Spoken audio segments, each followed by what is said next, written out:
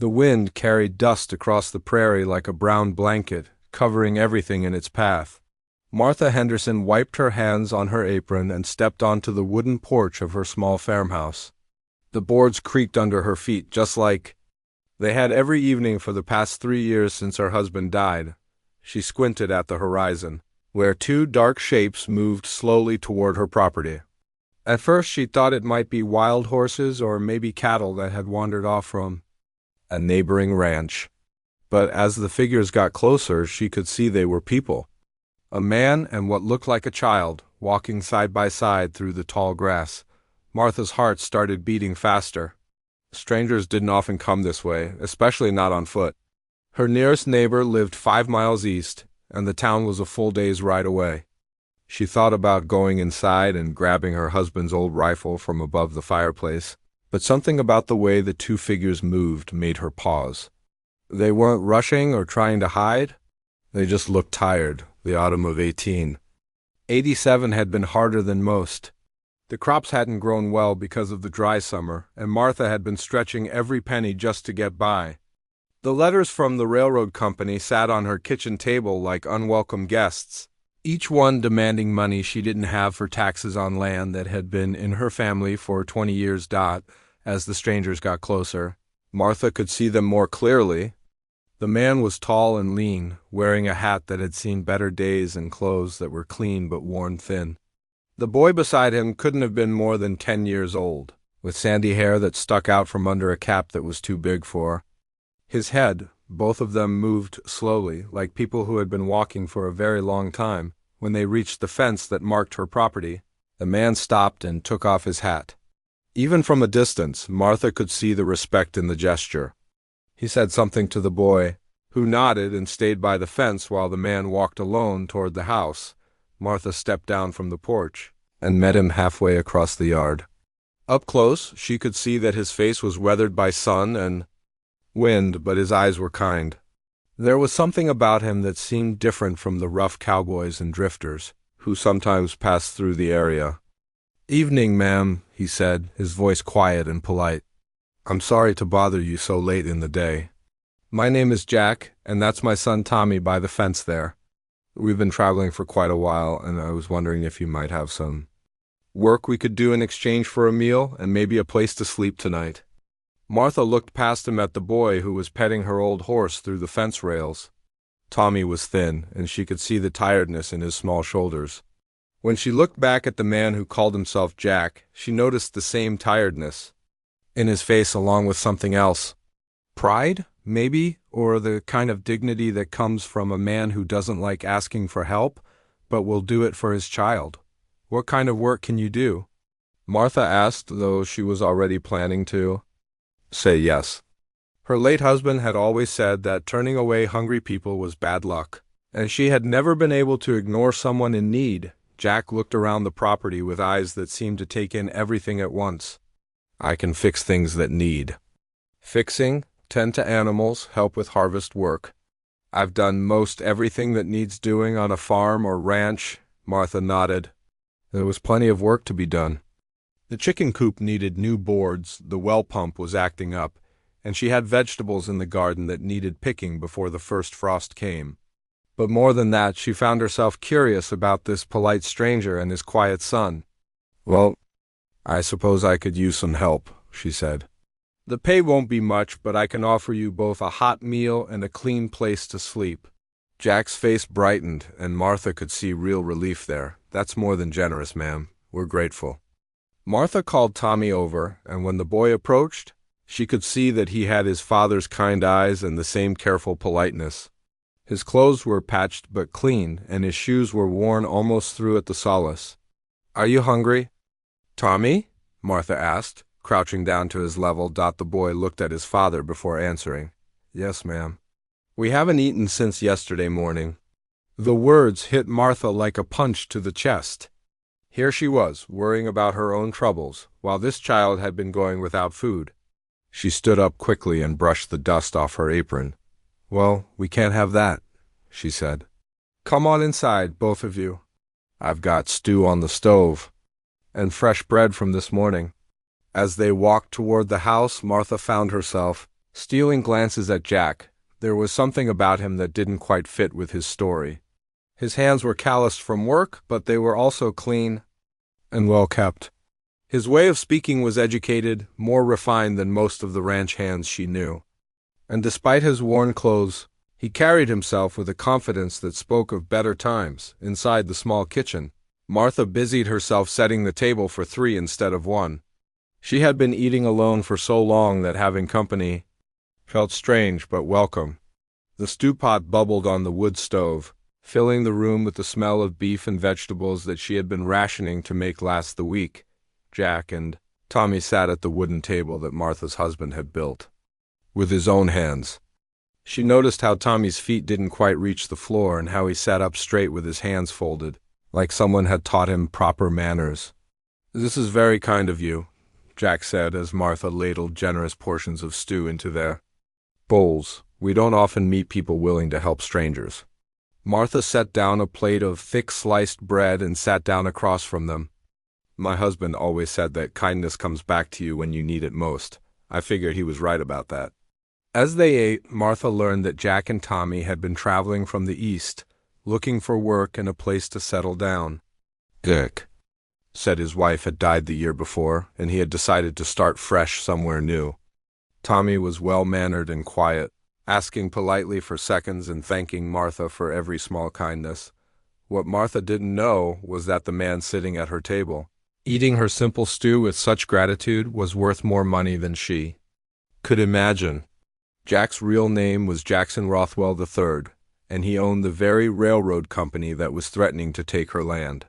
He had been traveling in disguise, checking on his company's western expansion when his private train had broken down 50 miles east. Rather than wait for repairs, he had decided to continue on foot with only his young son. Curious to see the land his company was acquiring from the perspective of an ordinary traveler, he had expected to be back on his train within a day or two. But something about this simple farmhouse and the kind woman who had welcomed them was making him reconsider his plans. As he watched Martha cut extra-large slices of bread for Tommy and saw her push more vegetables toward the boy's side of the table, Jack felt something he hadn't experienced in years. Here was genuine kindness, given freely to strangers with no expectation of reward. The irony wasn't lost on him that the woman showing such generosity was the same woman his company was preparing to evict for unpaid taxes. The legal papers bearing his signature were probably sitting in some lawyer's office in town right now, waiting to be served. And here he sat, accepting her hospitality while hiding the fact that he held her future in his hands. As the evening wore on and Tommy's eyes grew heavy with sleep, Martha prepared a bed for them in the small guest room that hadn't been used since her husband's brother had visited 2 winters ago. She gave them clean blankets and fresh water for washing, treating them with the same care she would have shown to family. Jack lay awake that night, listening to his son's peaceful breathing and thinking about the woman in the next room who had shared her food without hesitation, even though he could see she had little to spare. Tomorrow, he told himself, he would help her with whatever work needed doing, and then they would continue on their way. He had no idea that this single evening would change the course of 3 lives forever. The morning sun painted the sky pink and orange as Martha stepped outside to gather eggs from the chicken coop. She had woken early as she always did, but today felt different. The sound of voices from the barn made her pause with the egg basket in her hands. Jack was already up, talking quietly to Tommy as they examined the broken fence rails that Martha had been meaning to fix for months. The boy was holding a hammer that looked too big for his small hands, but his father was patiently showing him how to pull out the bent nails without splitting the wood. "No, son, angle it this way," Jack said, guiding Tommy's hands. "See how much easier it comes out when you work with the wood instead of against it?" Martha found herself smiling as she watched them work together. It had been a long time since she had heard a child's laughter on her property, and even longer since she had seen a father teaching his son the way. Her own husband had once planned to teach their children before the fever took them away. When Jack noticed her watching, he straightened up and touched the brim of his hat. "Morning, Mrs. Henderson. Hope we didn't wake you. Tommy here was eager to get started on those repairs you mentioned." Please call me Martha, she said, walking over to examine their work. And you didn't wake me. I'm always up with the sun. The fence rail they had removed was completely rotten through, and Jack had already cut a replacement from a piece of lumber she had been saving for winter repairs. Martha was impressed by the clean cuts and careful measurements. This wasn't the rough work of a drifter looking for quick food and shelter.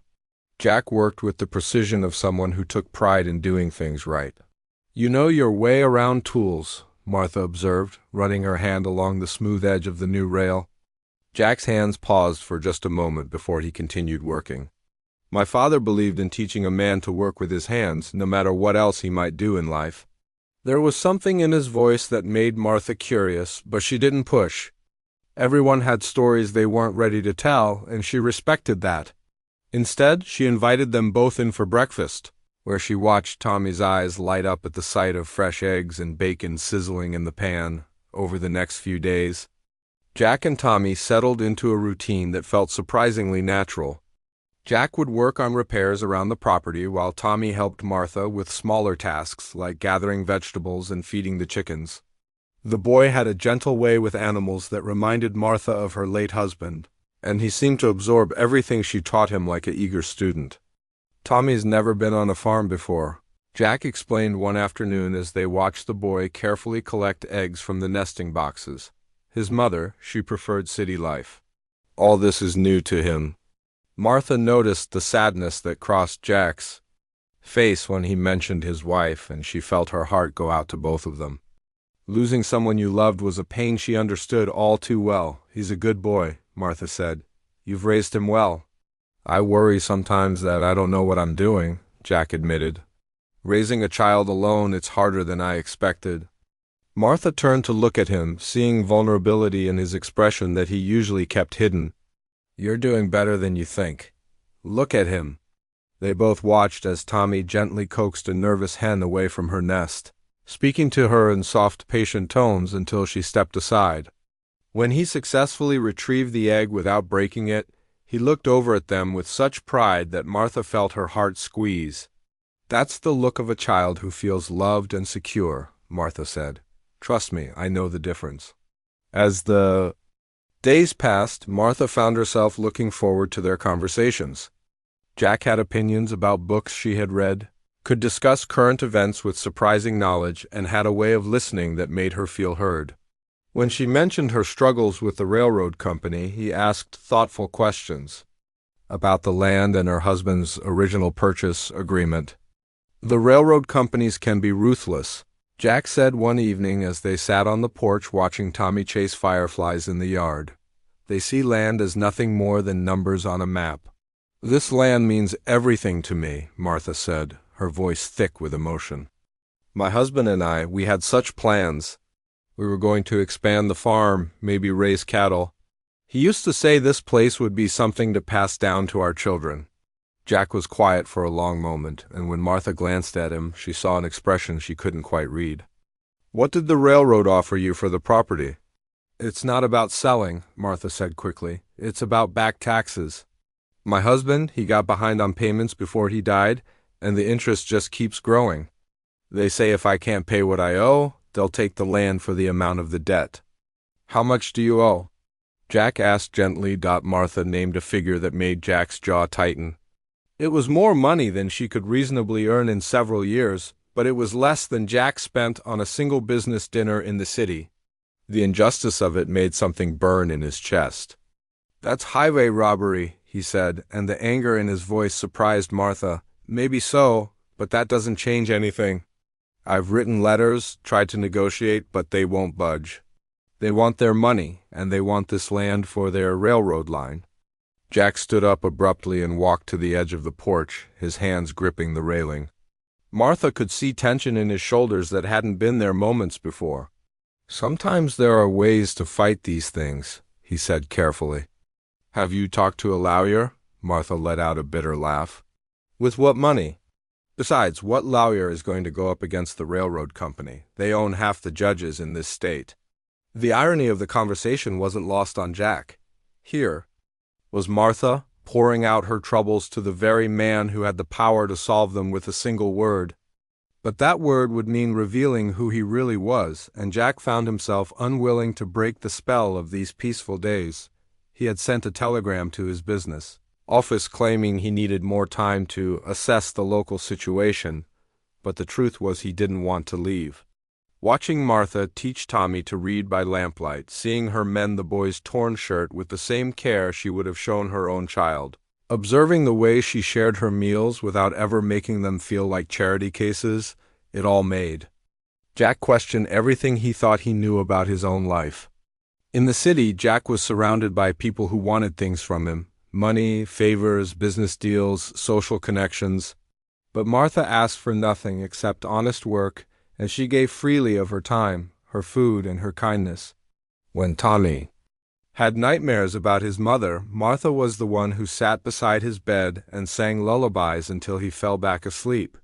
When Jack cut his hand on a piece of metal while repairing the well pump, Martha cleaned and bandaged the wound with gentle efficiency. "You don't have to do that," Jack had protested, but Martha just smiled. "When someone is hurt, you help them. That's just what people do." Except in Jack's world, that wasn't what people did. In his world, people saw advantage in other people's pain. They calculated the benefit before offering assistance.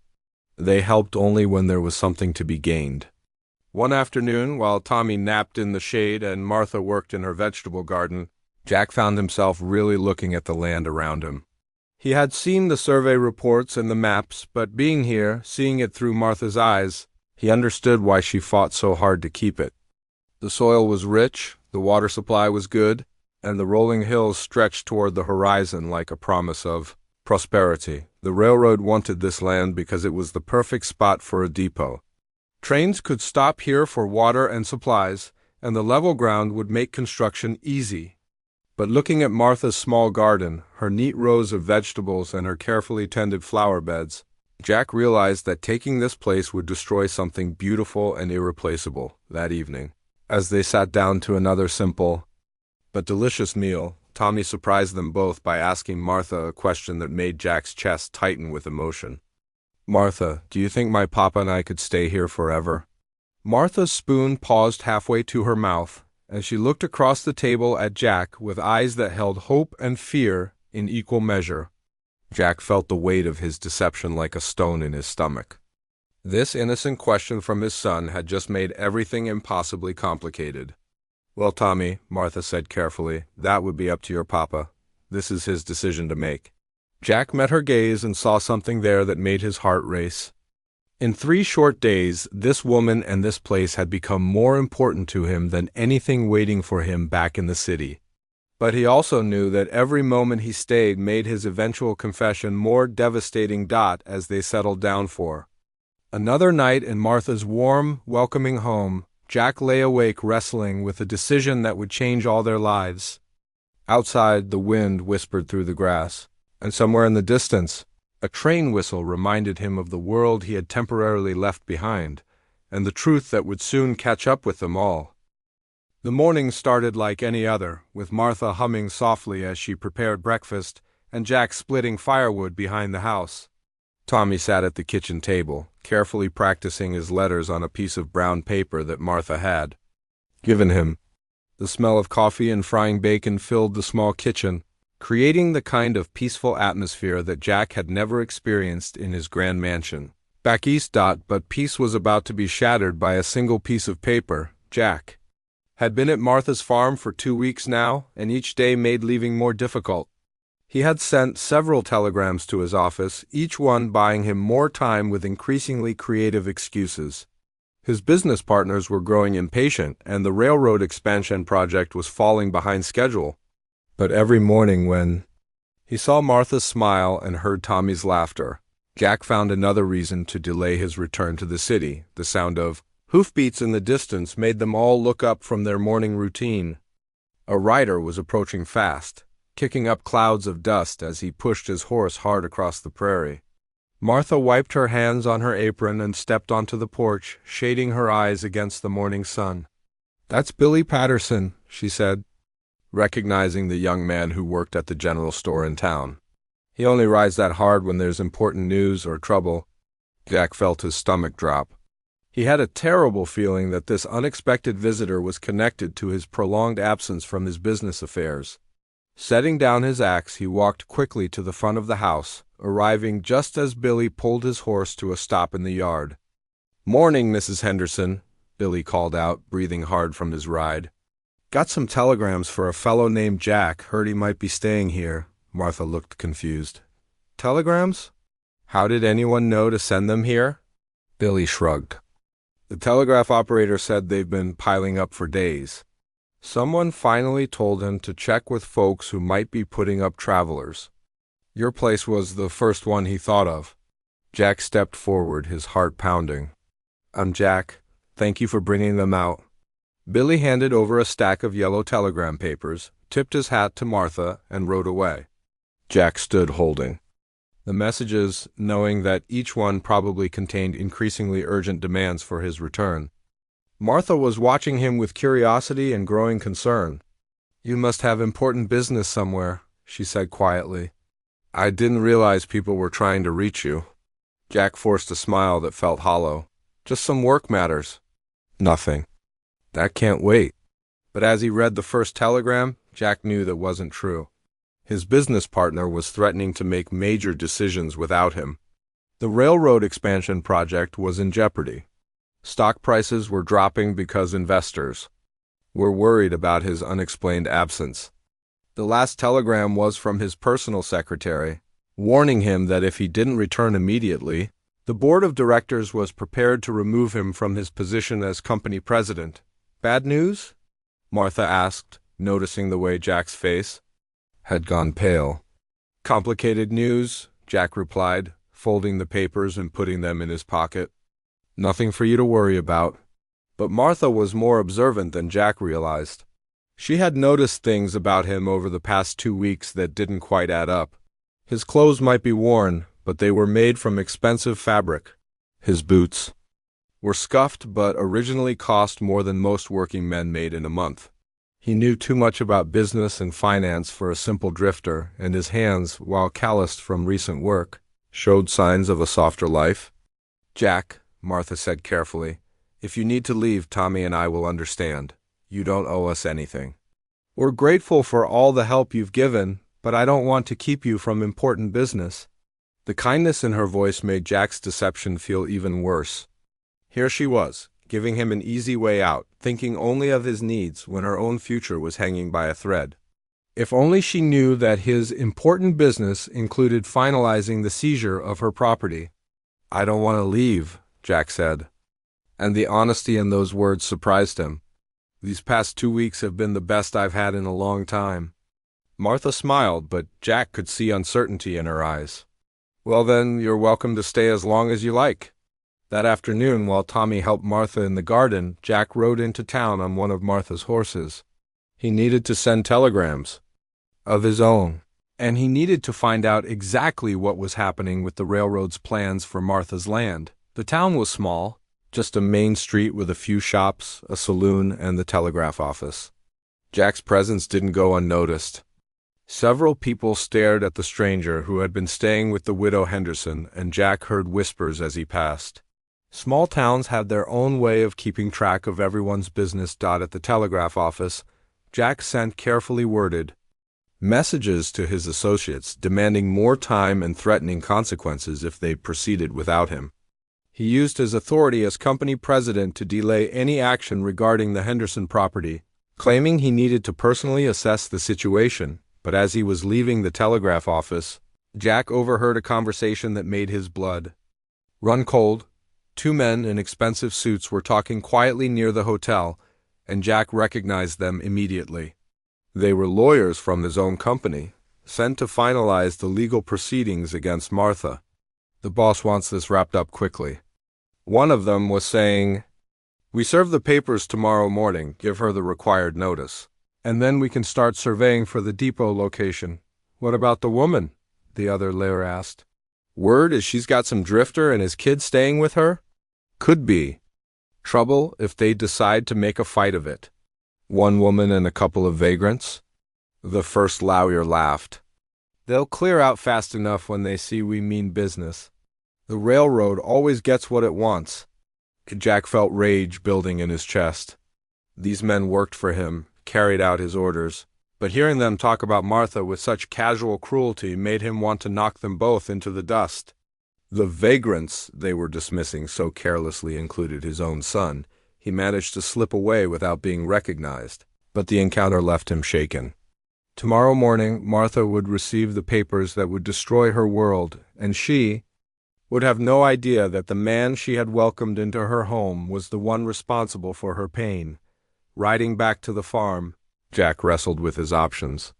He could reveal his identity and use his power to save Martha's land, but that would mean confessing to weeks of deception. She would hate him, and rightly so. He could disappear tonight, taking Tommy and leaving before the papers were served, but that would mean abandoning Martha to face her crisis alone. Or he could stay and watch her world crumble, knowing he had the power to prevent it. When he arrived back at the farm, Martha was teaching Tommy to read from an old book of poetry.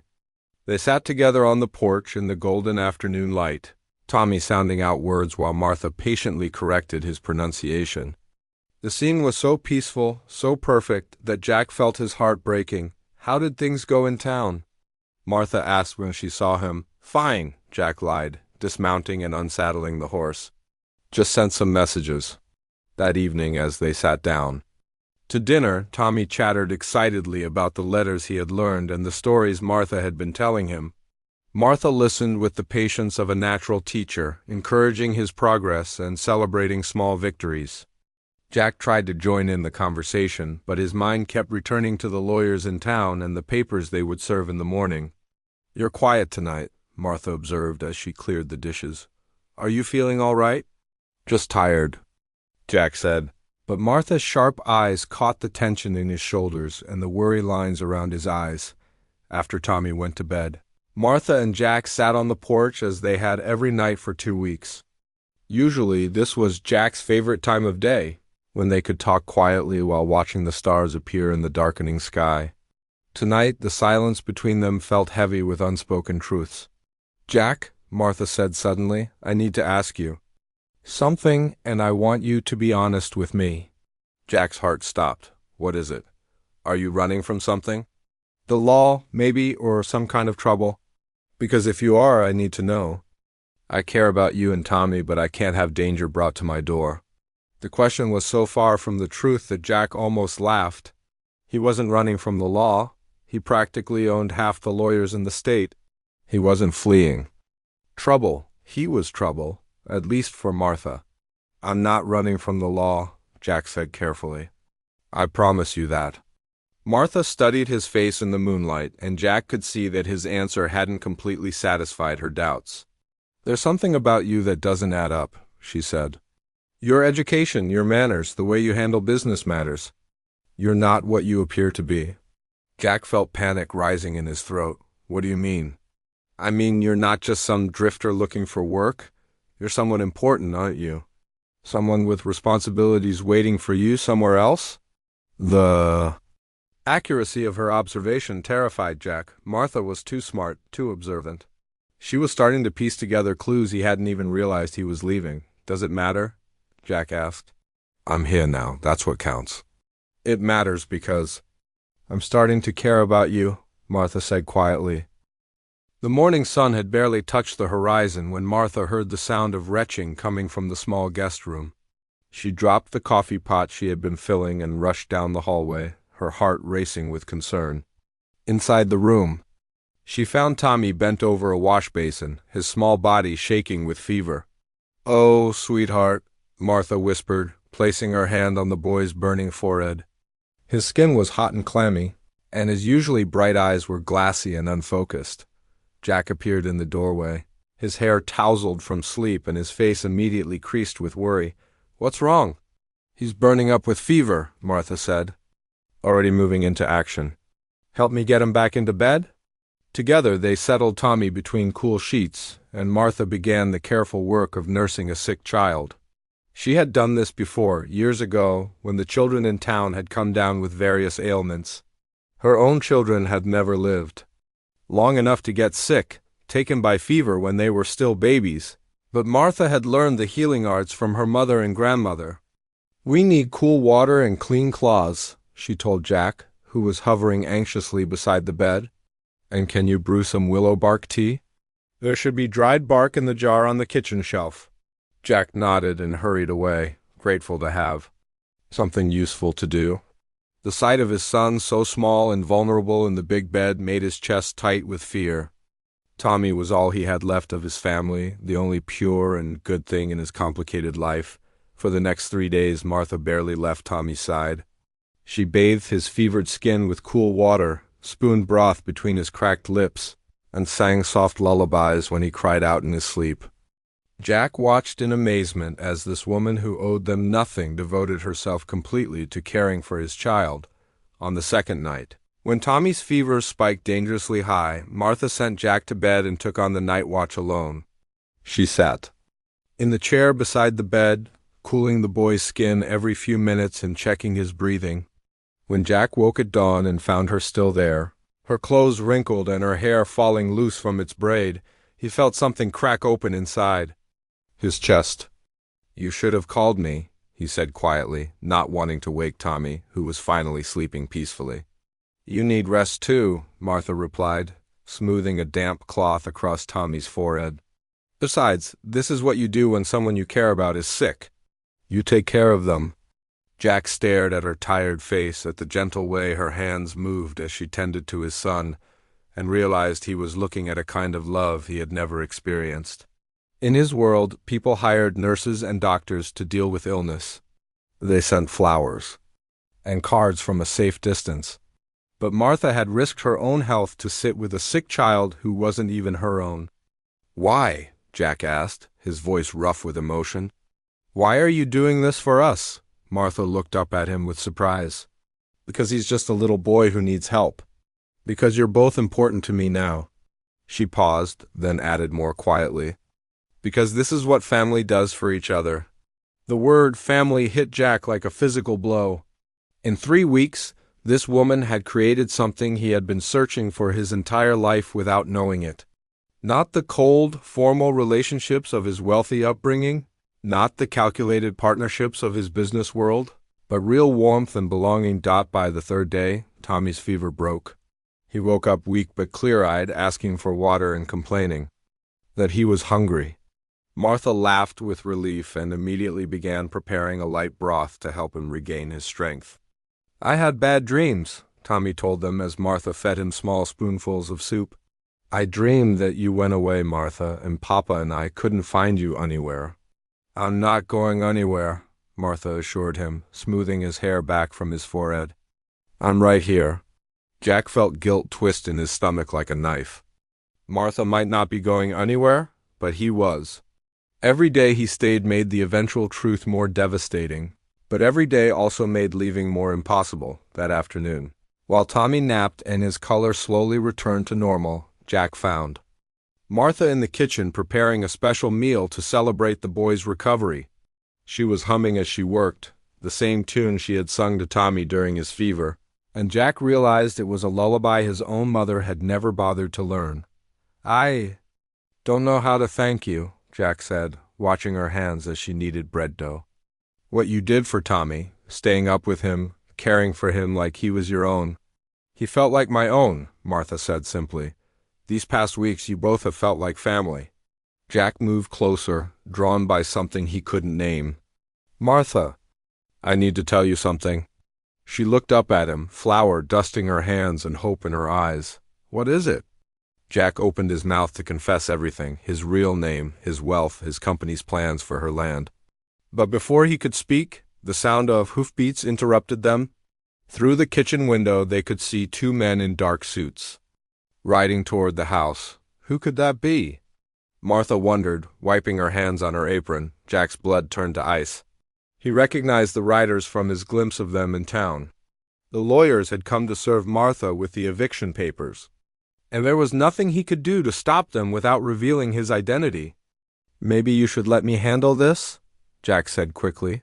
But Martha was already heading for the door. The lawyers dismounted and approached the porch with the confident swagger of men who held all the power. The taller one carried a leather satchel, while his companion surveyed the property with calculating eyes. "Mrs. Henderson?" the tall lawyer said. "My name is William Crenshaw, and this is my associate, Mr. Davies. We represent the Central Pacific Railroad Company."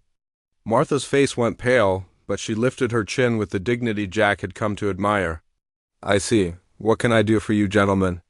"We're here to serve you with official notice," Crenshaw said, pulling papers from his satchel. "You have 30 days to vacate this property. The railroad is claiming the land in lieu of unpaid taxes and penalties." Martha took the papers with hands that trembled slightly, but her voice remained steady. 30 days? But I've been trying to arrange payment. Surely we can work something out." "The time for arrangements has passed," Davies said coldly.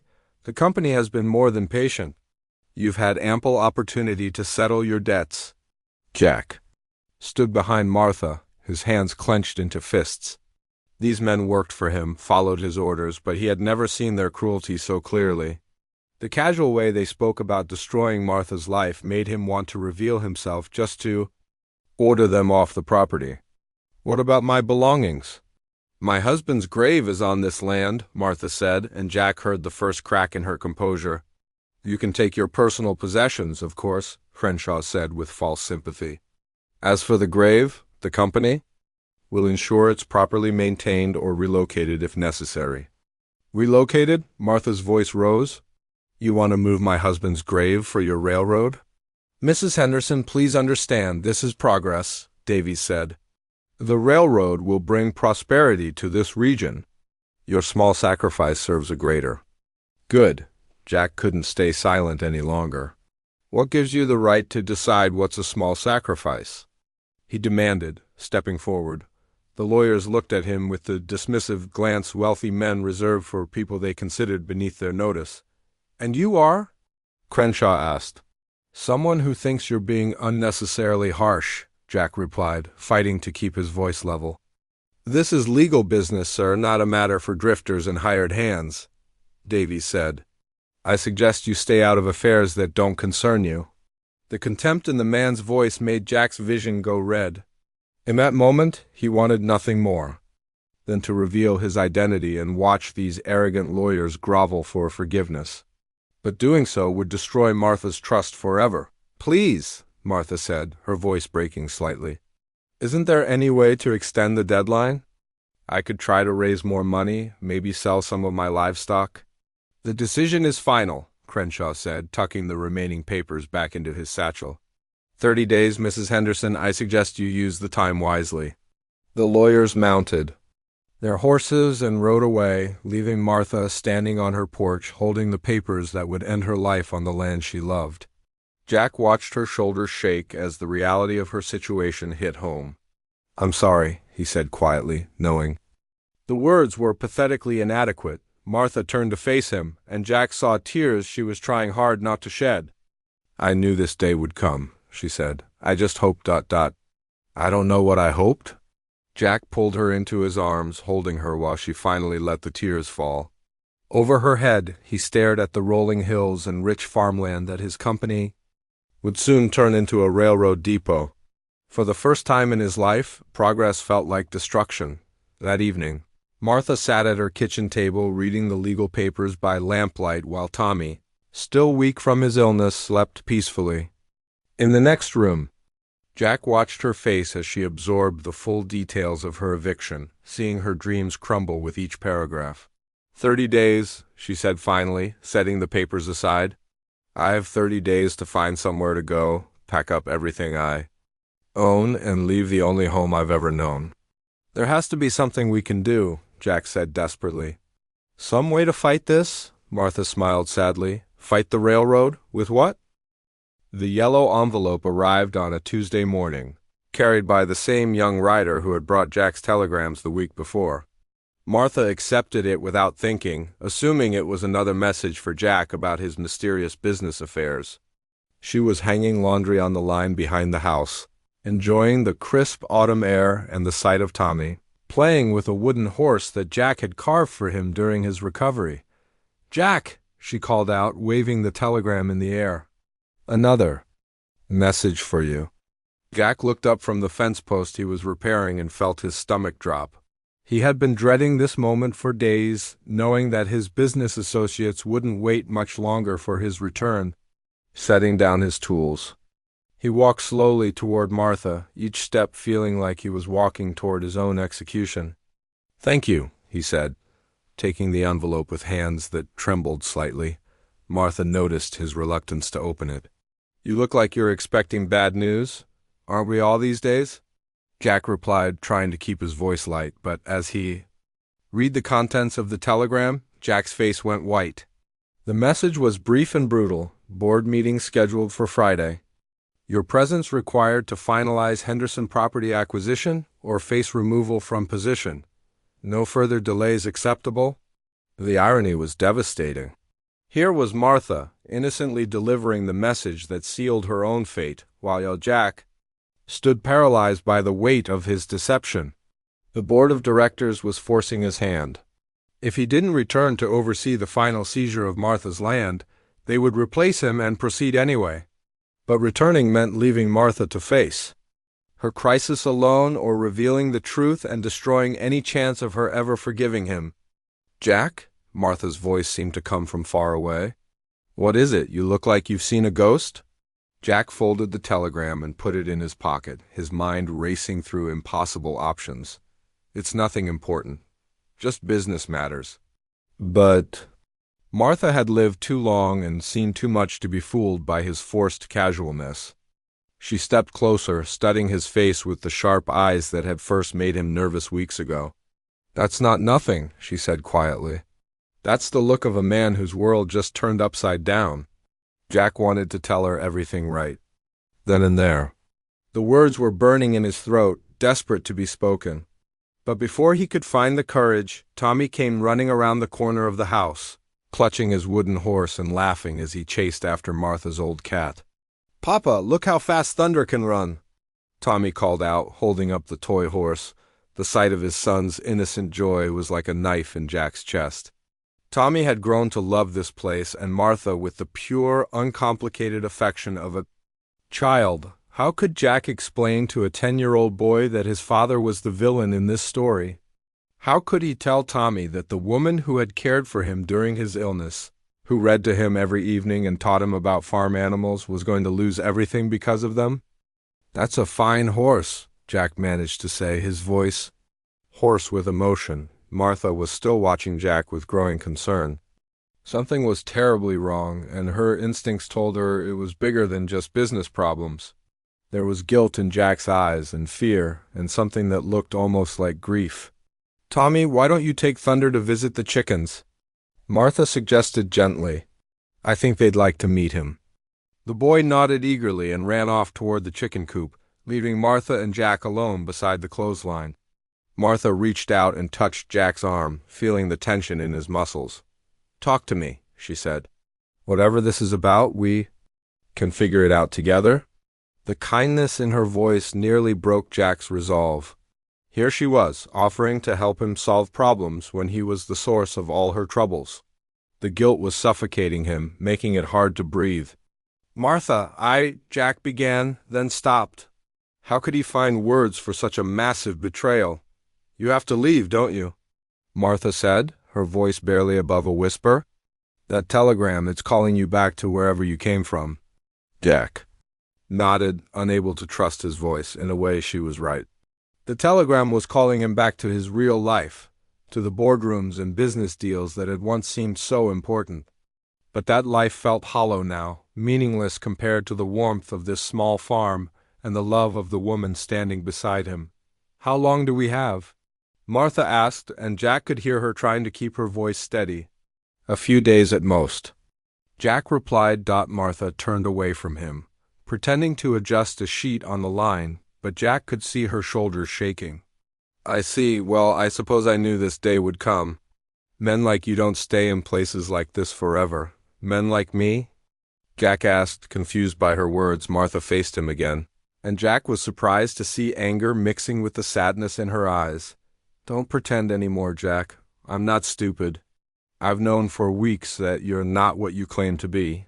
Your education, your manners, the way you handle yourself in business matters. You're someone important. Someone with money and power waiting for you somewhere else. Jack's heart stopped. She knew. Maybe not the whole truth, but she had figured out that he was lying about his identity. Martha, I can explain ... Can you? She challenged. Can you explain why a man with obvious wealth and education is pretending to be a drifter? Can you explain why someone is sending you urgent telegrams if you're just a simple cowboy looking for work? Jack opened his mouth, but no words came. How could he explain without making everything worse? How could he tell her that her suspicions were right, but in ways more devastating than she could imagine? I thought so, Martha said when he remained silent. You've been lying to me from the very beginning, haven't you? Not about everything, Jack said desperately. Not about caring for you and Tommy, not about ... Not about what? Martha demanded. Not about love?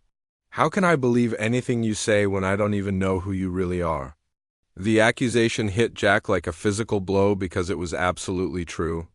He had built their entire relationship on lies and deception. Even his feelings for her, genuine as they were, had grown from false ground. Before Jack could respond, they heard the sound of more horses approaching. This time it wasn't a single rider, but a small group of men in expensive suits. Jack recognized them immediately, and his blood turned to ice. These weren't just company lawyers. These were members of his own board of directors, come to drag him back to the city personally. Who are they? Martha asked, shading her eyes against the sun. Trouble, Jack said grimly. Martha, whatever happens in the next few minutes, I need you to know that everything I felt for you was real. My feelings for you and Tommy, they're the most honest thing in my life. Martha looked at him with confusion and growing alarm. Jack, you're scaring me. Who are these men? The riders reached the yard and dismounted with the confidence of men accustomed to being in charge. Their leader, a silver-haired man named Cornelius Blackwood, approached with barely contained anger in his face. Mr. Rothwell, Blackwood said, his voice dripping with fury. We've been looking for you. Martha's face went white. Mr. Rothwell? Jack closed his eyes, knowing that his carefully constructed world was about to collapse completely. When he opened them again, Martha was staring at him with the dawning horror of understanding. Jackson Rothwell, she whispered, the railroad baron. The man who owns the company that's taking my land. Martha, please let me explain, Jack began, but she was already backing away from him. You, she said, her voice shaking with rage and betrayal. You're the one? You've been here for weeks, eating my food, sleeping in my house, letting me care for your son, all while planning to destroy my life. It's not like that, Jack protested, but even as he said the words, he knew how hollow they sounded. Blackwood was watching this exchange with interest and growing amusement. Well, it seems our missing president has been conducting his own form of research. How thorough of you, Jackson, getting to know the enemy so intimately. She's not the enemy, Jack snapped, turning on his colleague with fury. She's a woman standing in the way of progress, Blackwood replied coldly. A problem to be solved, nothing more. Martha let out a sob that cut through Jack like a blade. A problem to be solved? Is that what I am to you too, Jack? Or should I call you Mr. Rothwell now? Martha, please. Jack stepped toward her, but she held up her hand to stop him. Don't, she said, tears streaming down her face. Don't you dare touch me. Don't you dare pretend you care when you've been planning this all along. I do care, Jack said desperately. That's the problem. I care so much that I've been trying to find a way to save your land without... Without what? Martha demanded. Without giving up your precious railroad profits? Without admitting that you've been lying to me every single day? Tommy appeared around the corner of the house, still carrying his wooden horse but looking confused and frightened by the raised voices and the sight of strangers in the yard. Papa? Tommy said uncertainly. What's happening? Why is Martha crying? The sight of his son brought Jack back to the devastating reality of the situation. Tommy loved Martha. In these few weeks, she had become the mother figure he had never really known. And now Jack's lies were about to destroy that relationship too. Mr. Rothwell, Blackwood said impatiently, we need to return to the city immediately. The silence that followed the departure of the riders was deafening. Martha stood in her yard like a statue, watching the dust clouds fade into the distance as the men who had destroyed her world disappeared back to their comfortable lives in the city. The autumn wind picked up the yellow telegram that had fallen from Jack's pocket during the confrontation, blowing it across the yard like a piece of her broken dreams. Tommy stood by the porch steps, still clutching his wooden horse, his young face confused and streaked with tears. "Martha?" he called out tentatively. "Where did Papa go? Why did those men take him away?" The sound of the boy's voice snapped Martha out of her shocked stillness. She turned to look at Tommy, and for a moment her anger toward Jack wavered. This child was innocent in all of this. He had no idea that his father was the man responsible for destroying her life. All Tommy knew was that the woman he had grown to love was crying, and his father had been taken away by strangers. Martha walked slowly toward Tommy, each step feeling like she was walking through thick mud. When she reached him, she knelt down to his level, struggling to find words that a 10-year-old could understand.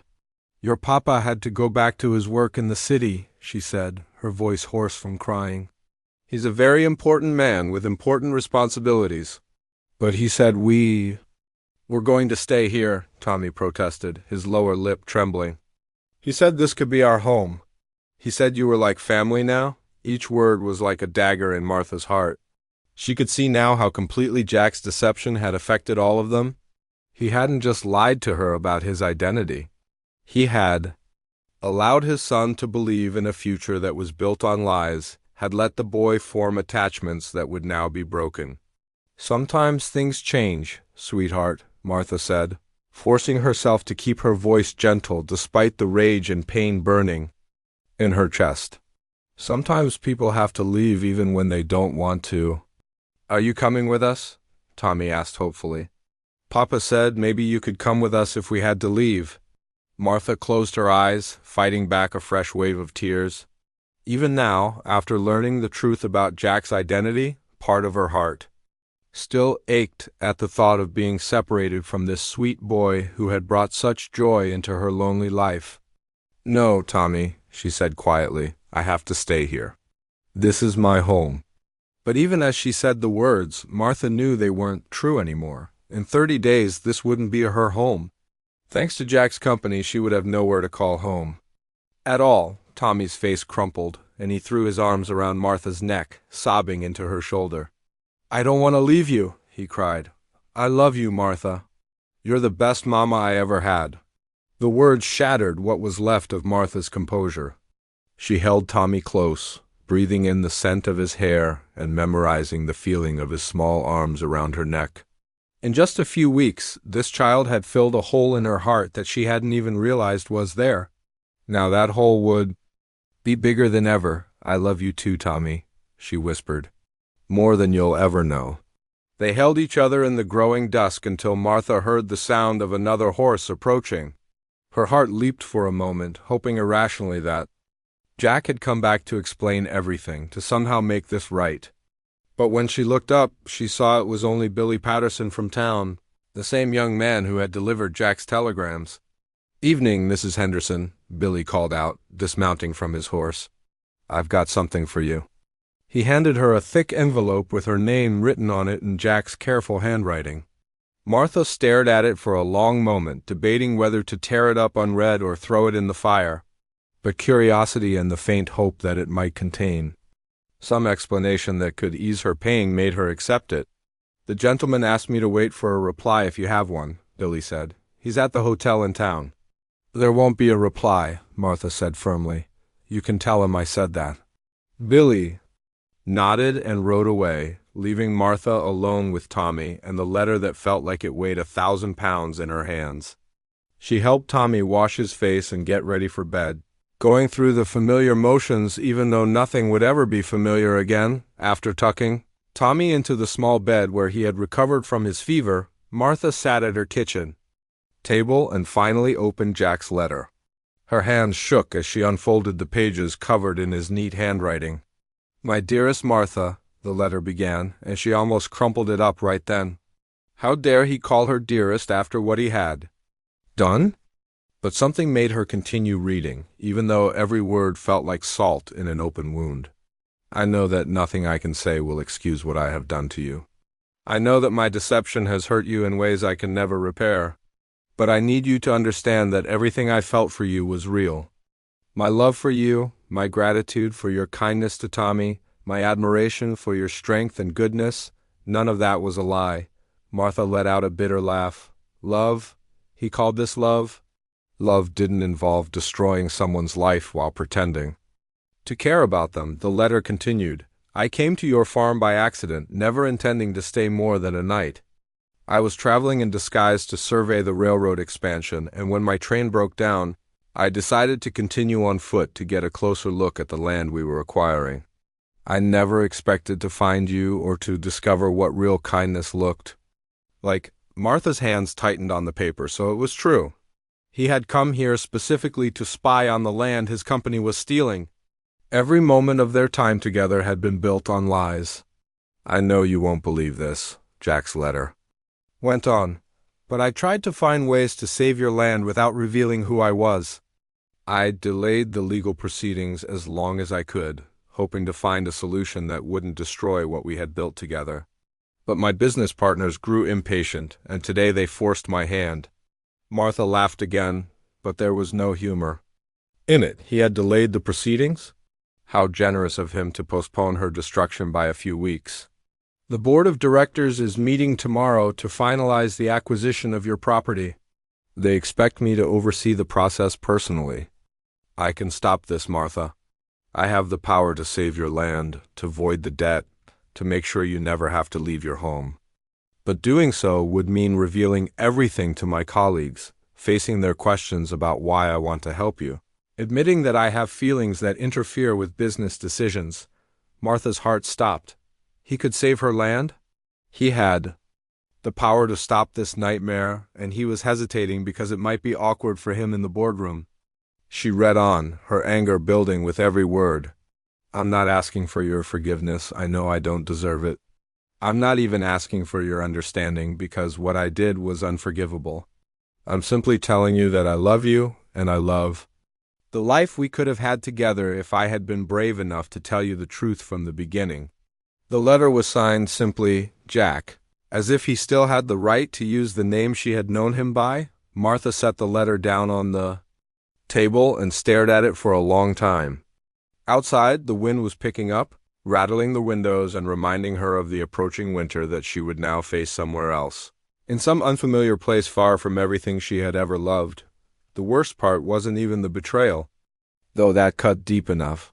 The worst part was that she could still feel love for him buried under all the anger and pain. Despite everything he had done, despite the lies and the deception, her heart still ached at the thought of never seeing him again. But love built on lies wasn't really love at all, was it?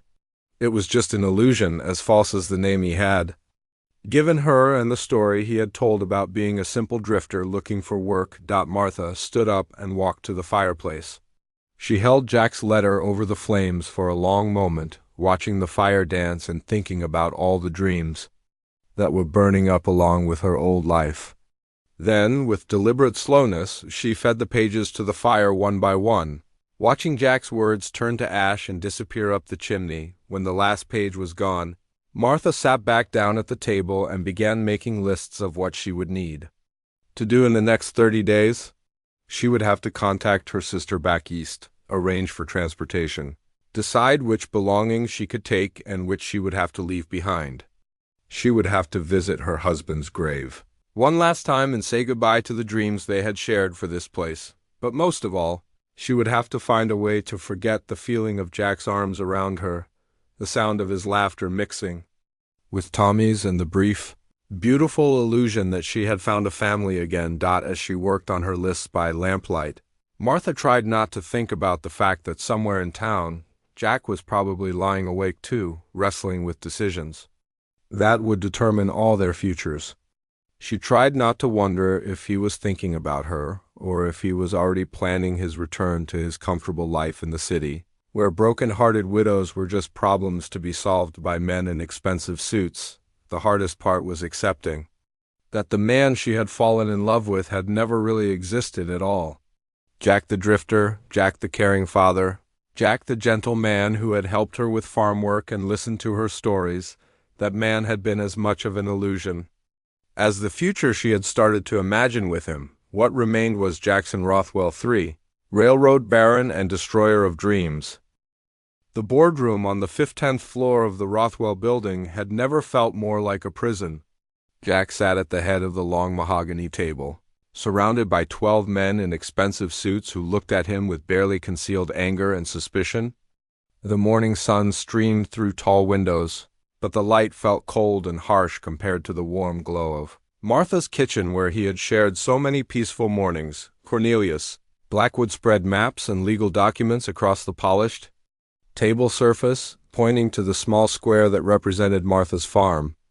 "The Henderson property is the final piece we need for the depot construction," he said. "Once we have it, we can begin laying track through the valley and have the line operational by next spring." Jack stared at the map, seeing not just surveyors, lines and elevation markers, but Martha's vegetable garden, the fence he had repaired with Tommy's help, the porch where they had sat talking under the stars. Every inch of that land held memories that were more precious to him than all the gold and steel that would replace them. "The woman has 30 days to vacate," said another board member, a thin man named Harrison who had never shown mercy to anyone in his 50 years of business. "After that, we can begin demolition of the existing structures." "Demolition?" Jack's voice came out sharper than he intended. "What's wrong with the house and barn?" "They're well built and good condition." Blackwood looked at Jack with surprise. "They're not suitable for our purposes. We need the entire area cleared for the depot platform and freight storage. Besides, leaving the building standing might give other property owners ideas about resisting our expansions." The casual way they discussed destroying Martha's home, the place where she had built a life with her husband and nursed Jack's son back to health, made something snap inside him. These men saw people's lives as nothing more than obstacles to profit, and Jack realized with horrible clarity that he had been exactly like them until Martha showed him what really mattered. "Gentlemen," Jack said, standing up slowly, "I've been thinking about this project, and I believe we should reconsider our approach." The room fell silent. 12 pairs of eyes stared at Jack as if he had suddenly started speaking a foreign language. "Reconsider?" Blackwood repeated. "What do you mean, reconsider?" "We've invested millions in this expansion. The surveys are complete, the routes are planned, the investors are committed." Jack walked to the window and looked out at the city below, where thousands of people scurried through streets like ants, all of them focused on making money and gaining power. A month ago, he had been one of them, driven by the same ambitions. And blind to everything else, now the sight made him feel sick. "I mean, we should find another route," Jack said. "The Henderson property isn't the only option for a depot. We could build 20 miles east where there's government land available." 20 miles east would add significant costs, Harrison protested. "The terrain is more difficult, and we'd need to build additional bridges. The Henderson location saves us at least $2 million. "Then we spend the $2 million, Jack said, turning back to face the group. "We find another way." The silence that followed was even deeper than before. Some of the board members looked confused, others looked angry, and a few looked worried about Jack's mental state. "Jackson," Blackwood said carefully, "I think your recent field research may have affected your judgment. You've been under stress, spending time in primitive conditions. Perhaps you should take some time to rest before making important decisions." "My judgment has never been clearer," Jack replied. "We're going to leave the Henderson property alone." "Like hell we are," Harrison snapped, jumping to his feet. "That woman owes us money, and we're going to collect it one way or another. If you're too soft to handle business properly, maybe it's time for new leadership." The threat hung in the air like smoke. Jack knew that these men had the power to remove him from his position if they voted against him. He had built this railroad empire, but it could be taken away if the board decided he was no longer fit to lead. "Let me ask you something," Jack said, his voice dangerously quiet. "How much profit did this company make last year?"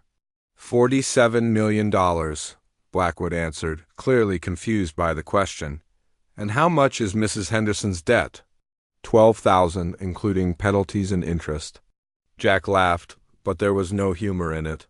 $12,000. We make that much profit in less than 3 hours, and you want to destroy a woman's life over it? It's not about the money, Harrison argued. It's about the principle. If we let one person defy us, others will think they can do the same. The principle? Jack's voice rose. The principle of crushing anyone who stands in our way? The principle of caring more about railroad tracks than human lives? The board members exchanged worried glances. This wasn't the Jackson Rothwell they knew, the ruthless businessman who had built the company through aggressive expansion and iron-fisted negotiations. "Jackson, sit down," Blackwood said in the tone he might use with a child having a tantrum. "You're being emotional about this.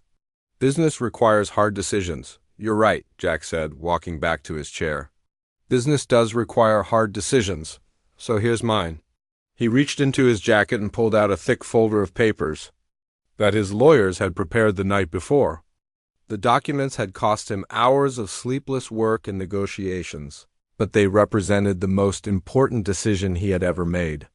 "I'm buying out all of your shares in the company," Jack announced, placing the folder on the table. "The paperwork is all here. The purchase price is fair market value plus 20%. The room erupted in shocked protests and angry voices.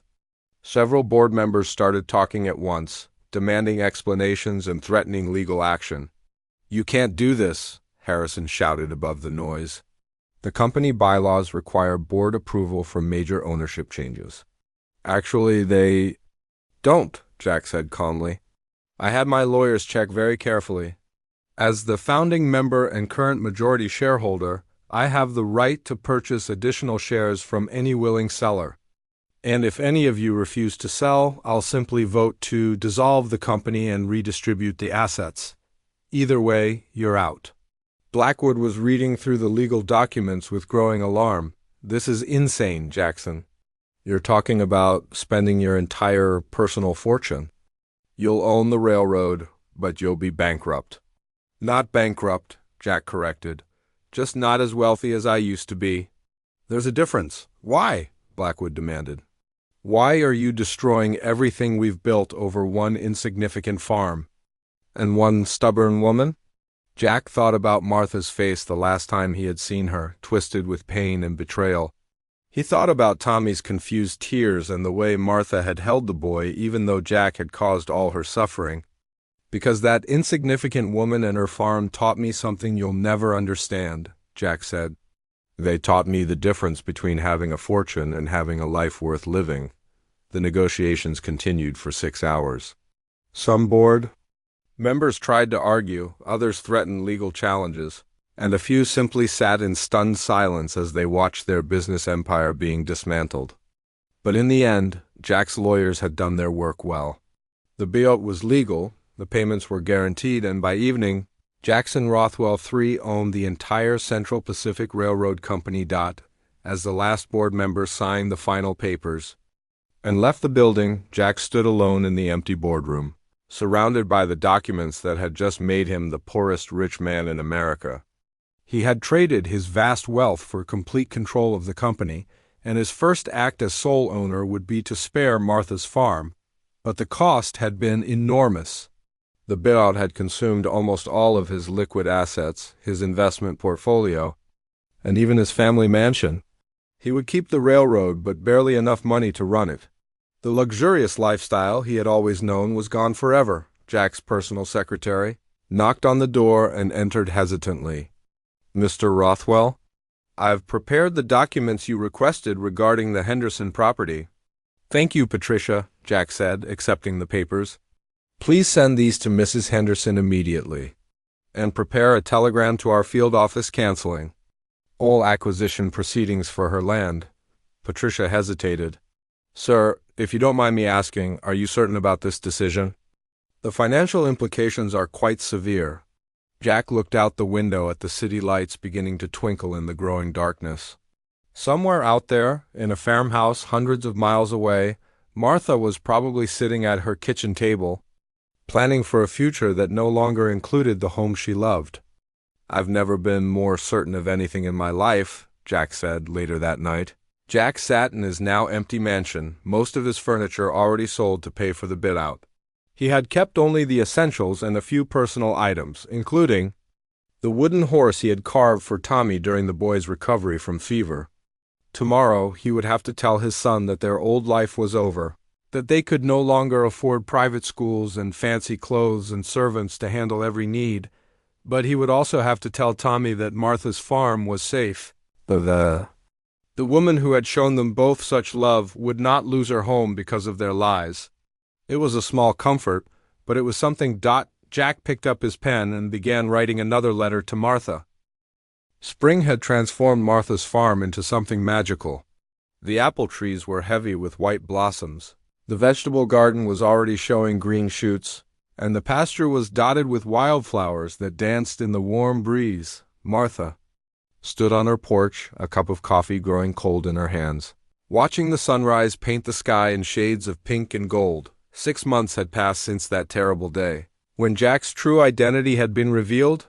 6 months since she had burned his letter in the fireplace and tried to forget the sound of his voice saying her name. 6 months since she had expected to lose everything and instead received the most surprising news of her life. The legal documents had arrived 3 days after Jack's departure, delivered by a nervous young lawyer who could barely meet her eyes as he explained their contents. Martha's debt to the railroad company had been forgiven completely. More than that, the company had purchased her land at 10 times its assessed value and granted her lifetime ownership rights.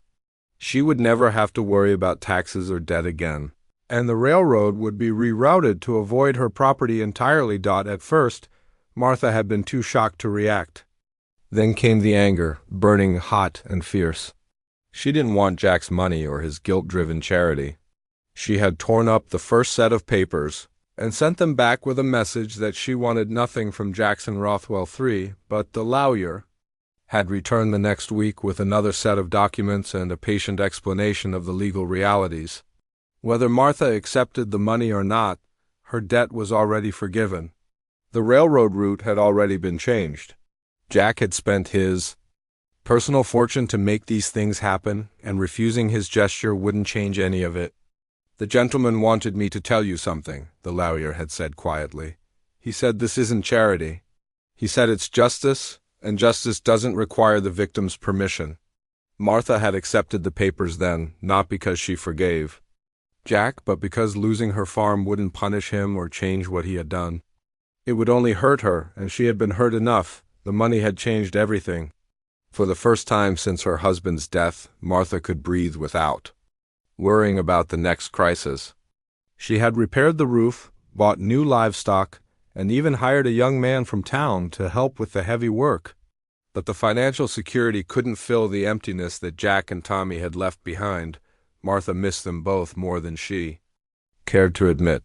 She missed Tommy's laughter echoing through the house, his eager questions about farm animals, and the way he had snuggled against her when she read him bedtime stories. She missed Jack's gentle presence, his strong hands helping with repairs, and the conversations that had made her feel less alone in the world, but she also remembered the pain of his betrayal, the humiliation of learning that everything she thought she knew about him had been a lie. Love and hurt were tangled together in her heart like thorns around a rose, beautiful and painful at the same time. The sound of a horse's hooves brought Martha back to the present.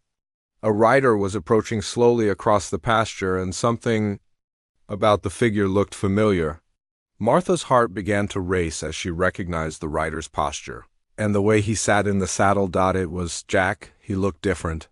His clothes were simpler, worn but clean, and he rode an ordinary farm horse instead of the expensive thoroughbreds he had once owned. His face was thinner, weathered by months of honest work, and there was something in his expression that hadn't been there before. Humility, maybe, or the kind of peace that comes from finally knowing who you really are. Martha set down her coffee cup and walked slowly toward the fence, her heart pounding so hard she thought it might burst. Part of her wanted to run into the house and lock the door. Another part wanted to run toward him. Instead, she stood perfectly still and waited for him to speak first. Jack dismounted near the gate and removed his hat, just as he had that first, evening when he was still pretending to be someone else. "Hello, Martha," he said quietly. "Jack."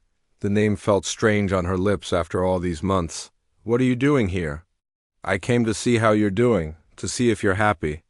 Martha studied his face, looking for signs of the deception that had fooled her before. But his eyes were clear and direct, holding hers without the guilty shifting she remembered from their last days together. "I'm doing well," she said carefully. "The farm is thriving. I have everything I need." Jack nodded, and Martha saw relief in his expression. "I'm glad. You deserve all the happiness in the world." They stood in awkward silence for a moment, the fence between them like a symbol of everything that had changed. Finally, Martha's curiosity overcame her caution. "Where's Tommy?" she asked. Jack's face softened at the mention of his son. "He's in town with the school teacher. We've been living there for the past month, in a small house near the church. Tommy's been going to the local school." "You're living in town?" Martha couldn't hide her surprise. "What about your business in the city?" "I sold the railroad company," Jack said simply. "Well, most of it anyway. I kept enough to maintain the existing lines, but I'm not expanding anymore. I have a small office above the general store, and I help people with legal matters and business disputes. It's honest work, and it pays enough to support Tommy and me." Martha stared at him in disbelief. "You gave up everything, your wealth, your empire, your position?" "I gave up things that didn't matter to keep the things that do," Jack replied. "I learned the difference between being rich and being wealthy. You taught me that." Despite herself, Martha felt tears beginning to form in her eyes. "Don't say that. Don't make this about me." "You made your own choices. You're right," Jack said. "I did make my own choices. I chose to lie to you, to betray your trust, to put my business interests ahead of everything else. Those were my choices, and I have to live with them. But I also chose to try to make things right, even if it was too late." "That was my choice too?" Martha gripped the fence rail, her knuckles white with tension. "Why are you here, Jack? What do you want from me?" "Nothing," Jack said, and the honesty in his voice surprised her. "I don't expect your forgiveness. I don't expect you to take me back or trust me again. I just wanted you to know that you changed my life, and I'm grateful for that, even though I know I don't deserve your kindness." The simple sincerity of his words broke through Martha's carefully maintained defenses. She could see the man she had fallen in love with, but also someone deeper and more real than the person who had sat at her kitchen table months ago. "How do I know this isn't another act?" Martha asked, her voice barely above a whisper. "How do I know you're not just playing another role?" Jack was quiet for a long moment, considering her question seriously. "You don't," he said finally. "I broke your trust so completely that words can't repair it. All I can do is live differently and hope that time will show you who I really am now." Before Martha could respond, she heard the sound of running footsteps and turned to see Tommy racing across the pasture toward them. The boy had grown taller in the months since she had seen him, but his face still lit up with the same joy when he spotted her. "Martha!" Tommy called out, scrambling over the fence without waiting for the gate. "Martha, I missed you so much." He threw himself into her arms with the uncomplicated love of a child, and Martha felt her heart breaking and healing at the same time. She held him close, breathing in the familiar scent of his hair and feeling the solid warmth of his small body. "I missed you too, sweetheart," she whispered, tears flowing freely now. "I missed you so much." Tommy pulled back to look at her face, his own expression serious beyond his years. "Are you still mad at Papa? Because he's been really sad, and he says it's his fault that we had to leave you?" Martha looked over Tommy's head at Jack, who was watching their reunion with a mixture of love and pain. She could see that he had told his son at least some version of the truth, age-appropriate but honest about who was responsible for their separation. "I'm not mad anymore," Martha said, surprised to realize it was true. The anger had faded over the months, replaced by something more complex and harder to define. Sometimes grown-ups make mistakes that hurt people they care about. Your papa made a big mistake, but he's been trying to fix it. Does that mean we can come home? Tommy asked hopefully. Because I really miss living here with you. The house in town is nice, but it's not the same. Martha's heart clenched. This is my home, Tommy. You and your papa have your own home now. Tommy's face fell, and Martha felt like she was breaking his heart all over again. But before she could say anything else, Jack spoke up. Tommy, why don't you go say hello to the chickens? I think they missed you. Martha and I need to talk for a few minutes. The boy nodded and ran toward the chicken coop, leaving Martha and Jack alone again. But the atmosphere between them had shifted somehow. Tommy's innocent presence had reminded them both of what they had lost and what might still be possible. He asks about you every day, Jack said quietly. He wants to know when we can visit you, when you might come to town to see us. I keep telling him that you need time, but the truth is, I don't know if you'll ever want to see us again. Martha watched Tommy gently petting one of her hens, and her heart made a decision that her mind hadn't quite caught up to yet.